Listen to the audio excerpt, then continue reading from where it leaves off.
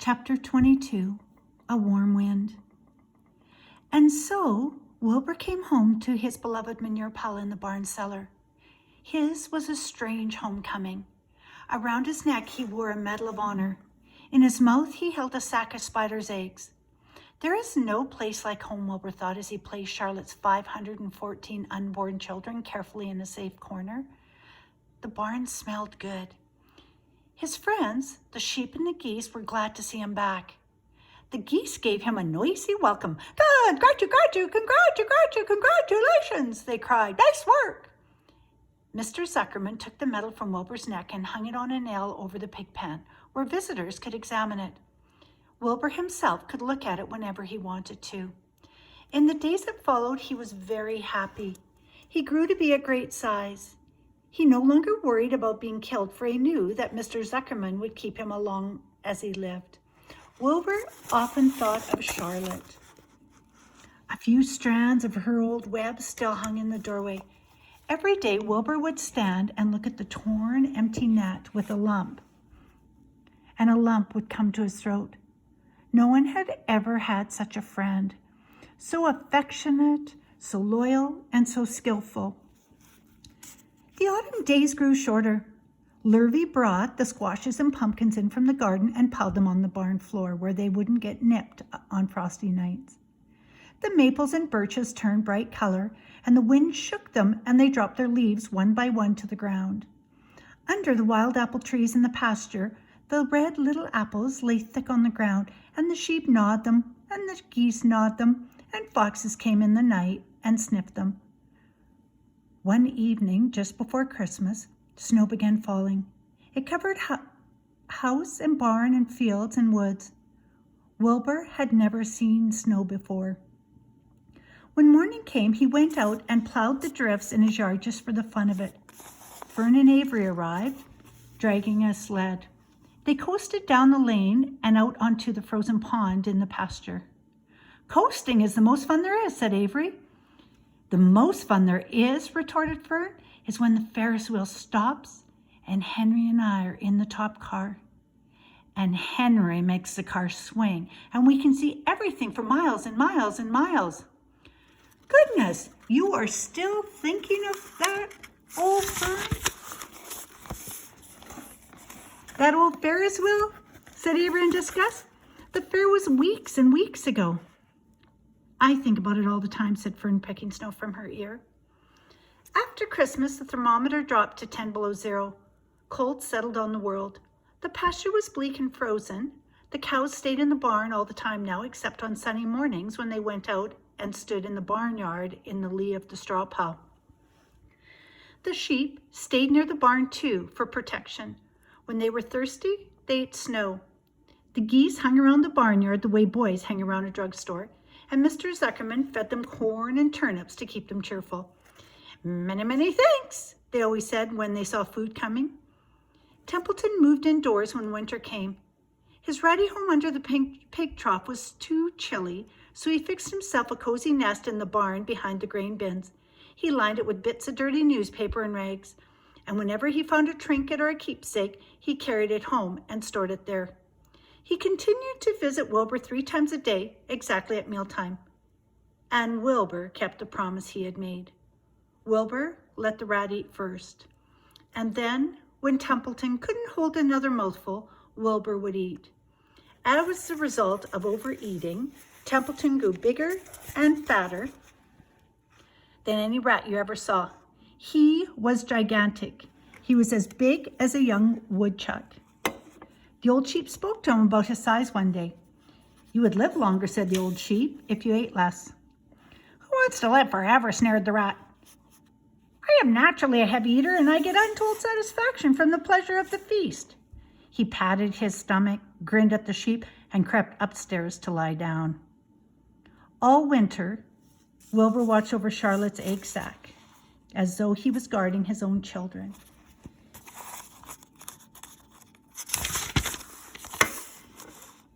He had scooped out a special place in the manure for the sack next to the board fence. On very cold nights, he lay so that his breath would warm it. For Wilbur, nothing in life was so important as this small round object. Nothing else mattered. Patiently, he awaited the end of winter and the coming of the little spiders. Life is always a rich and steady time when you're waiting for something to happen or to hatch. The winter ended at last. "I heard the frogs today," said the old sheep one evening. "Listen, you can hear them now." Wilbur stood still and cocked his ears. From the pond, in a shrill chorus, came the voice of hundreds of little frogs. "Springtime," said the old sheep thoughtfully. "Another spring." And she walked away. Wilbur saw a new lamb following her. It was only a few hours old. The snow melted and ran away. The streams and ditches bobbled and chattered with rushing water. A sparrow with a streaky breast arrived and sang. The light strengthened. The mornings came sooner. Almost every morning there was another new lamb in the sheepfold. The goose was sitting on 9 eggs. The sky seemed wider and a warm wind blew. The last remaining strands of Charlotte's old web floated away and vanished. One fine sunny morning, after breakfast,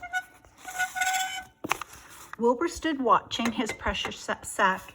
He wasn't thinking of anything much. As he stood there, he noticed something moved. He stepped closer and stared. A tiny spider crawled from the sack. It was no bigger than a grain of sand, no bigger than the head of a pin. Its body was gray with a black stripe underneath.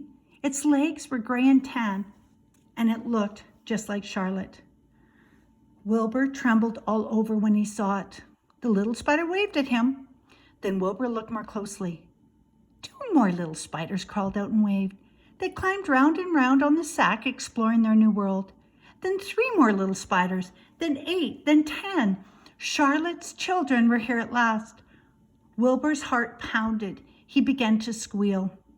Then he raced in circles, kicking manure into the air. Then he turned a backflip.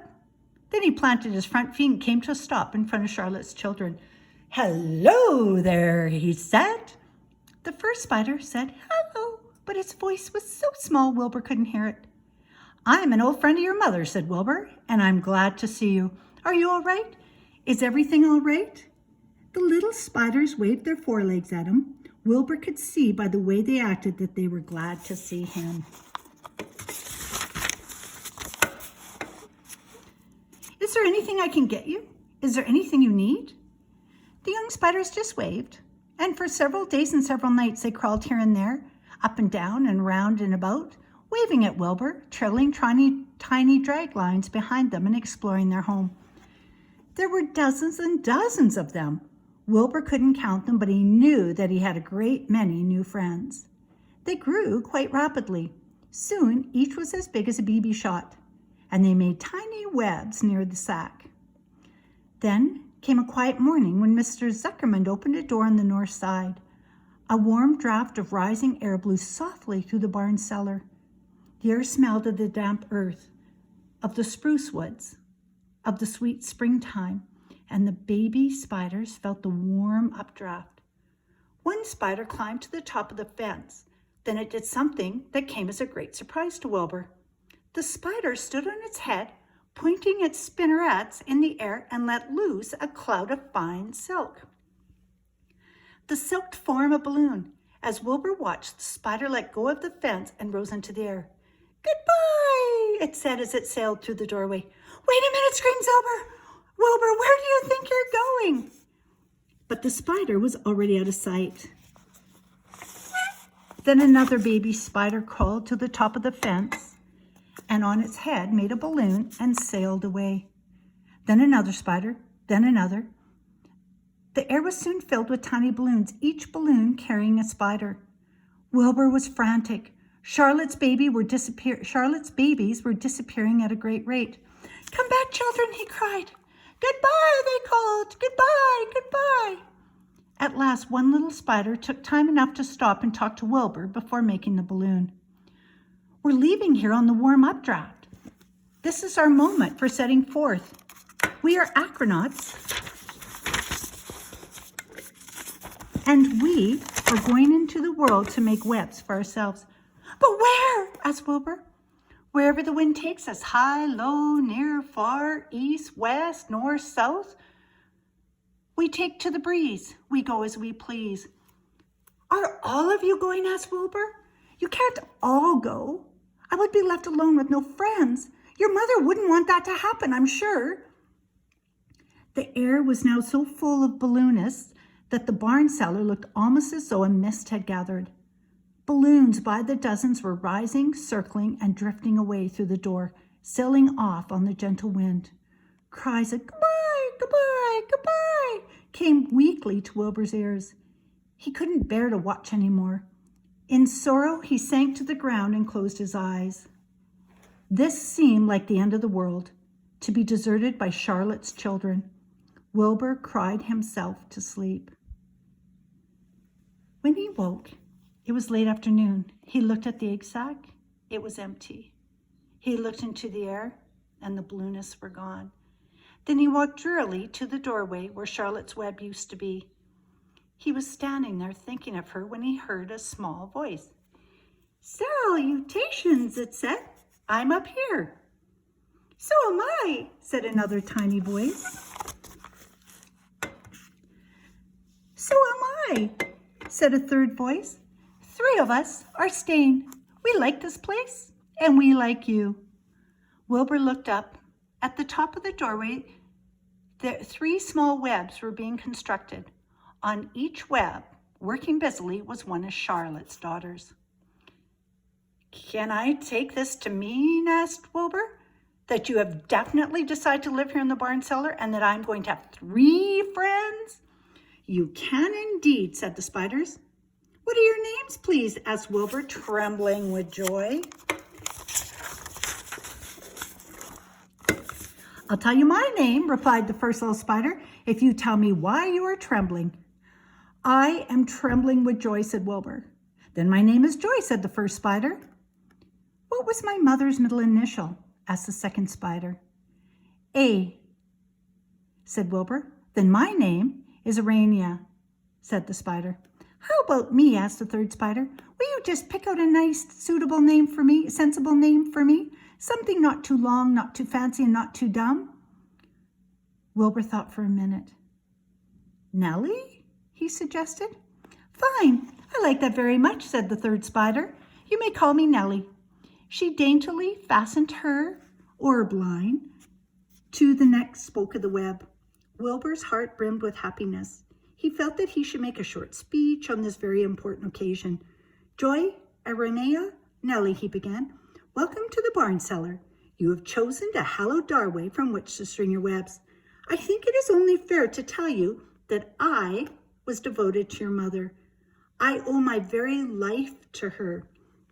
She was brilliant, beautiful, and loyal to the end. I shall always treasure her memory. To me, her daughters, to you, her daughters, I pledge my friendship forever and ever." "I pledge mine," said Joy. "I do too," said Irenea. "And so do I," said Nellie, who just managed to catch a small gnat. It was a happy day for Wilbur, and many more happy, tranquil days followed. As time went on and the months and years came and went, he was never without friends.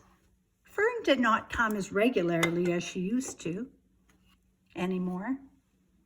She was growing up and was careful to avoid childish things like sitting on a milk stool near a pig pen. But Charlotte's children and grandchildren and great-grandchildren, year after year, lived in the doorway. Each spring, there were new little spiders hatching out to take the place of the old. Most of them sailed away on their balloons, but always 2 or 3 stayed and set up housekeeping in the doorway. Mr. Zuckerman took fine care of Wilbur all the rest of his days, and the pig was often visited by friends and admirers, for nobody ever forgot the year of his triumph and the miracle of the web. Life in the barn was very good, night and day, winter and summer, spring and fall, dull days and bright days. It was the best place to be, thought Wilbur. The warm, delicious cellar which the garrulous geese, the changing seasons, the heat of the sun, the passage of swallows, and the nearness of rats. The sameness of sheep, the love of spiders, the smell of manure, and the glory of everything. Wilbur never forgot Charlotte. Although he loved her children and grandchildren dearly, none of the new spiders ever quite took her place in his heart. She was in a class by herself. It's not often that somebody comes along who is a true friend and a good writer. And Charlotte was both. The end.